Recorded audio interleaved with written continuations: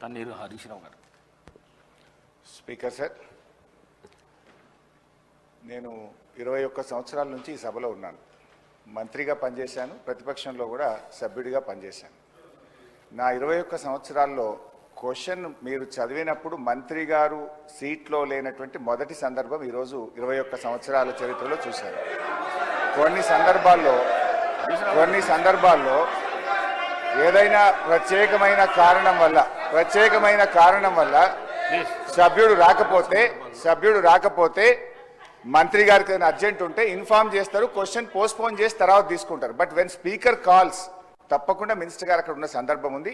అయినా సభ గౌరవాన్ని హుందాతనాన్ని దృష్టిలో పెట్టుకొని నేను వదిలేస్తున్నా.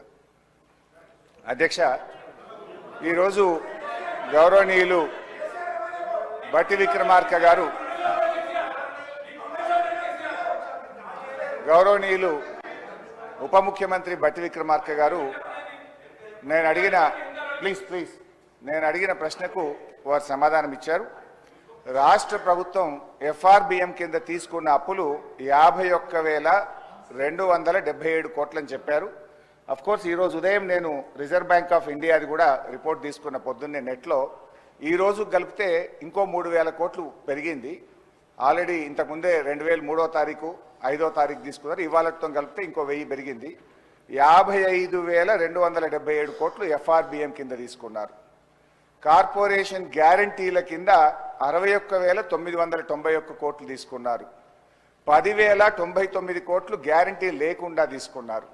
మొత్తంగా కాంగ్రెస్ పార్టీ ఏడాది పాలనలో చేసిన అప్పు ఎంత అంటే 1,27,208 కోట్లు. ఒక్క ఏడాదిలో వీళ్ళు చేసిన అప్పు 1,27,208 కోట్లు.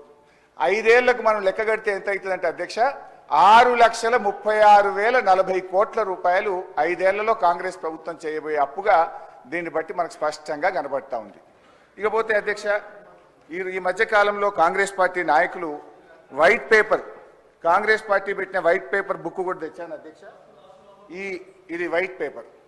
అదేవిధంగా బట్టి విక్రమార్క గారు ఈ సభలో పెట్టిన పేపర్. దీని ఆధారంగా నేను పోయినసారి బడ్జెట్ సమావేశాల్లో కూడా చాలా స్పష్టంగా చెప్పాను. మీరు గతంలో బీఆర్ఎస్ పార్టీ 10 ఏళ్ల కాలంలో 671 అని ఒకరంటారు, 7 లక్షల కోట్లని ఒకరంటారు, 711 అని నోటికొచ్చినట్టు మాట్లాడుతున్నారు. I challenge in this house, ఒకరోజు స్పెషల్గా డిబేట్ పెడతారా పెట్టండి, లేదు ఆడిటర్లను పిలిచి పెడతారా, ఫైనాన్స్ డిపార్ట్మెంట్ పెట్టి పిలుస్తారా పిలవండి. ఐ వాంట్ టు ప్రూవ్ 10 ఏళ్ల బీఆర్ఎస్ కాలంలో జరిగిన మొత్తం అప్పు కేవలం 4,17,496 మాత్రమే. కానీ గోరంతలు కొండంతలు చేసి గోబల్స్ ప్రచారం చేసేటువంటి ప్రయత్నాన్ని ఈ సభ ద్వారా నేను తీవ్రంగా ఖండిస్తా ఉన్నాను. గతంలో గౌరవనీయులు బట్టి విక్రమార్క గారు ఎన్నికల ముందు ఆదాయాన్ని సమకూర్చడంలో కాంగ్రెస్ పార్టీకి అపారమైనటువంటి అనుభవం ఉంది, హామీలన్నీ నెరవేర్చడం మాకు పెద్ద సమస్యే కాదు అని ఎన్నికల ముందు చెప్పారు. వీడియో కూడా ఉంది, కావాలంటే పంపిస్తాను. ఇప్పుడు అధికారంలోకి వచ్చిన తర్వాత ఏమైంది, ఏడాది అయింది, హామీలు ఎప్పుడు అమలు చేస్తారంటే అప్పుల పేరు చెప్పి తప్పించుకునేటువంటి ప్రయత్నం చేస్తున్నారు. ఒక అబద్ధాన్ని 100 సార్లు చెప్తే నిజమైతే అనే విధంగా గోబల్స్ ప్రచారం చేస్తూ ఉన్నారు. అందుకే ఈ శాసనసభ వేదికగా సభ్యులకు రాష్ట్ర ప్రజలకు కూడా ఈ 7 లక్షల కోట్ల అప్పు అని కాంగ్రెస్ పార్టీ చేస్తున్న ప్రచారం తప్పు అని ఈ సభ ద్వారా రాష్ట్ర ప్రజలకు నేను తెలియజేయదలుచుకున్నా అధ్యక్ష. ఆర్బీఐ కంటే గొప్ప వాళ్ళు అయితే ఉండరు అధ్యక్ష. ఇన్ఫాక్ట్ అధ్యక్ష, ఈ 4,17,496 కోట్లలో కూడా 10 ఏళ్ల బీఆర్ఎస్ పాలనలో 4-5 ప్రత్యేకమైన విషయాలు ఉన్నాయి. 2 వరుస కరోనా సంవత్సరాలు రావడం వల్ల కేంద్ర ప్రభుత్వం అప్పుడు మొత్తం దేశం యొక్క ఎకానమీ అతలాకుతలమైంది. మీరు రాష్ట్రాలు 1.75% అదనంగా అప్పులు తీసుకోండి, క్యాపిటల్ ఎక్స్పెండిచర్ చేయండి అని కేంద్ర ప్రభుత్వం చెప్పడం వల్ల మనము తీసుకున్నటువంటి అప్పులు కూడా ఉన్నాయి. ఇది కాకుండా ఉదయ్ స్కీమ్ ద్వారా, సార్ లెట్ మీ కంప్లీట్, ఆ తర్వాత అని చెప్పమనండి. Let me complete. Speaker sir, Harish Rao గారు సభలో చాలా సంవత్సరాల నుంచి ఉన్నారని చెప్తా ఉన్నారు. వారికి అన్ని రూల్స్ తెలుసు, నిబంధనలు అన్నీ తెలుసు. క్వశ్చన్ అవర్లో క్వశ్చన్ అడుగుతారు, సమాధానం చెప్తాం. క్వశ్చన్ ఏముంటుంది కానీ వారు షార్ట్ డిస్కషన్ లాగా ఉపన్యాసం ఉన్నారు. మరి వారికి అనుభవం లేకనా, కావాలని సభను తప్పుదోవ పట్టించడం కోసం చేసే ప్రయత్నమా? మీరు అడిగారు, ఈ అప్పుల పైన మీరు తప్పుదోవ పట్టిస్తూ ఉన్నారు. గోబెల్స్ ప్రచారం చేస్తున్నాం, ఏదంటే సభలో చర్చ పెట్టండి. ఎస్, మేము రాగానే సభలో చర్చ ఉండాలనే వైట్ పేపర్ పెట్టాం మీరు చేసిన తప్పులు అన్నింటినీ. మళ్ళీ కావాలని అడుగుతుంటే మాకేం అభ్యంతరం లేదండి. మేము అసలు పూర్తిగా ఈ సభకి రాష్ట్ర ప్రజలకి వాస్తవాలన్నీ తెలియాలనేటువంటి ఆలోచనలో స్పష్టంగా ట్రాన్స్పరెంట్గా ఉన్న గవర్నమెంట్ ఇది. ఏది దాచుకోవాలని ప్రయత్నం చేయాలి మీలాగా.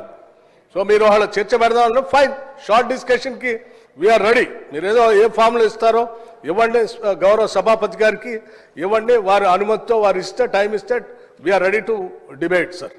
అంతేగాని ప్రశ్నలంతా వదిలిపెట్టి మొత్తం పాత కథలన్నీ చెప్పుకుంటూ వారి చరిత్ర అంతా చెప్పుకోవడానికి ప్రయత్నం చేస్తే అది వినటానికి మేము ఈ ప్రశ్న క్వశ్చన్ అవర్ ఇట్లా వేస్ట్ చేయొద్దు అధ్యక్ష. ఎవరు భుజాలు తడుముకుంటున్నారో స్పష్టంగా అర్థమైంది, ప్రజలైతే చూస్తున్నారు. అయితే అయితే అయితే గౌరవ డిప్యూటీ స్పీకర్ గారి యొక్క సవాల్ను నేను స్వీకరిస్తా ఉన్నా. ఆల్రెడీ బీఆర్ఎస్ పార్టీ తరఫున మేము ప్రివిలేజ్ మోషన్ ఇచ్చాం. Privilege motion on honourable deputy CM we have given sir. That privilege motion is pending. Sir సభ మళ్ళీ సభను కూడా మళ్ళీ తప్పుదో పట్టిస్తున్నారు అధ్యక్ష. మళ్ళీ తప్పుదో పట్టించిన అంటే లేస్తే సత్యదూరమైన మాటలు మాట్లాడటం తప్ప వాళ్ళు మాట్లాడితే తల పగిలిపోతారు అని ఏమైనా శాపం ఉందని నా అనుమానం అధ్యక్ష. వీళ్ళకి అస్సలు వాస్తవాలు మాట్లాడరు అధ్యక్ష, అన్ని సత్యదూరాన్ని. ఏంది ప్రివిలేజ్ మోషన్? మీరు ఆ ప్రివిలేజ్ మోషన్ ఇచ్చేది అధ్యక్ష, వీళ్ళు ప్రివిలేజ్ మోషన్